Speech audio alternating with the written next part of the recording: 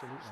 Let's go to our friend on the Costa Blanca. It's time for Tales from the Top Flight. You must subscribe to this if you're not already. It's the one and only legend that is Tales from the Top Flight. Thank you.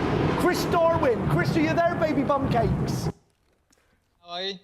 All the better for speaking to you, you lovely man. It's bitterly, bitterly cold here. Chris, what's it like on the Costas at the moment? We've slipped into single figure digits here, mate. It's gone down to 9 degrees on the Costa Blanca. You are kidding me. How long? Look, I'm wearing a gillet and everything, doing my Tim Sherwood. Chris, unbelievable. Oh, Tim Sherwood. Well, tell you what, before we go any further, Tim Sherwood, is he going to get the QPR job? I think he's already got it, hasn't he? I think it's a done deal. I mean, Luke could probably tell you that it was on Twitter, retweeted, liked, and then deleted. So it must be happening. Brilliant. Oh, I love it. Chris, you lovely man. Let's talk all things Premier League. Shall we start with Chelsea-Everton? Yeah, I mean, Antonio Conte is like a manager playing Football Manager who stumbled across a formation that works and he's going to stick to it come what may. And who can blame him? I mean, that 5-0 win had Ronald Koeman reassessing his claim that City were the best team that he's ever coached against, because they absolutely destroyed them, didn't they? Yeah. Got to feel sorry for Chelsea, though. International break now, so he's sent all his players off wrapped up in cotton wool. Hopefully they'll come back. You've got to feel a bit sorry for Conte that he spent all this time getting Chelsea defending properly, and now the likes of Gary Cahill are going to go and get taught to be defenders by Gareth Southgate. So it could go a little bit wrong for him. Chelsea as well, staying with Chelsea, that Michy Batshuayi, I think I pronounced it correctly. If he was prolific on the pitch as he is on social media, they would have one hell of a player on their hands. I mean, as it stands, he's another sort of Belgian that isn't as good as the other Belgians in the squad, and he's not having the best of weeks, really. So yeah, that was Chelsea-Everton. They looked quite good, didn't they?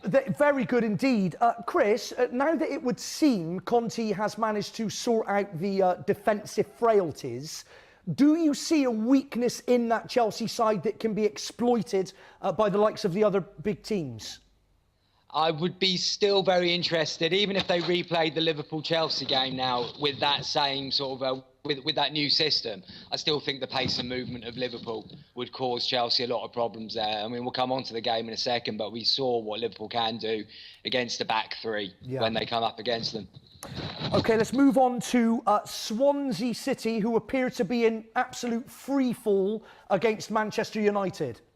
Yeah, considering that Sterling has now slumped to its 200-year all-time low, I finally agree that Pogba is worth 89 million. I mean, Jose's plan to make him look really, really good in the side was to stick him in the team alongside Carrick, Fellaini, Jones, Rocco, Young, Rooney. I mean, if you're playing with those guys, you are supposed to stand out as being one of the better players around him. I have to admit, I was a little bit sceptical about Jose's lineup straight away, but to be fair, he absolutely took those relegation certainties to shreds, didn't he? I mean, that's really kick-started United's campaign to get themselves back in the Europa League.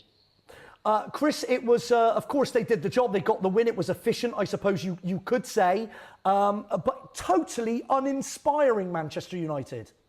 But you didn't need to be against Swansea, did you, sadly? I mean, again, a few United fans on Twitter were getting a little bit carried away with the whole Jose is back thing. You have just beaten Bob Bradley, who's an American guy who hasn't really got his head around the Premier League yet, and you were playing Swansea. If you lose that game, then seriously, Jose could have been out of a job by Christmas. And Chris, just a thought on Mourinho seemingly up to his old tricks again, publicly calling out Smalling and Luke Shaw. What on earth is going on there? I mean, Jose's running out of pages now. He's on about page 3 of his "How to Annoy Everyone" manual already. I mean, to call out the kid Luke Shaw for that is not exactly on. I mean, the guy had one of the worst leg breaks seen for a long time. And if he's felt a few problems since coming back, then I think he's perfectly within his rights to go, actually, I fancy my career a little bit more than doing a job for you, seeing that you show me absolutely no respect. So, no, Jose is, even when winning, he managed to to call out his players in public, which shows the lack of class that the guy now carries. Okay, let's move on to Arsenal versus Spurs, Chris. Yeah, that Conte 3-4-3 is spreading like wildfire at the moment, isn't it? Pochettino decided to switch to it, which completely confused Arsenal for the first sort of 25 minutes or so. You might have thought the Spurs would have spent all of the week working on this new tactical sort of idea, putting sort of plans and ideas into place. No, none of it. Apparently, Pochettino told them at lunchtime the day before that they were going to go 3-4-3. So it was kind of Sunday league tactics for the Sunday lunchtime kickoff, really. Still undefeated, of course, for Spurs, but they also still can't win a game. Yeah, it was. I mean, 1-1 was the result it was always going to be. I think the odds on that must have been absolutely in favour of the bookies from the word go. Interestingly, on BT Sport though, almost a proper football debate broke out at half-time between Ferdinand and Howard Webb. Just until the producer went, hang on a minute, lads, we keep doing this. They'll ask us to get rid of Owen and Savage. So they immediately cut to the ad break. And good news for David Moyes. Finally, he gets his first win at Sunderland, and he does it with 10 men. He does indeed. So David Moyes is banned for the game, has to watch it from the stands, and they win. Is that a coincidence? Not entirely sure. I mean, Bournemouth absolutely battered Sunderland for the majority of the game. But Bournemouth, if you can't stop making Victor Anichebe look like an absolute beast, then you don't deserve to win.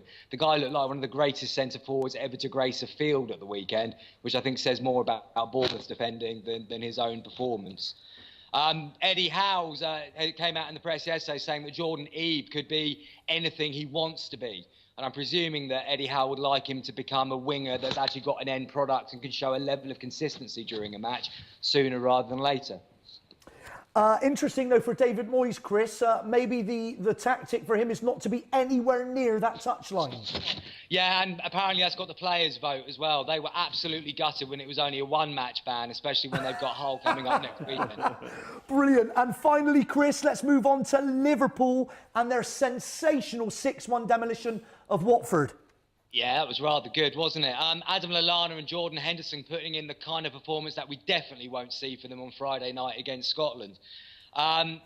Watford shows that you really can't, even though Watford have done very well with their own three at the back formation, you can't go like that against Liverpool's side. The movement of their front three is absolutely fantastic.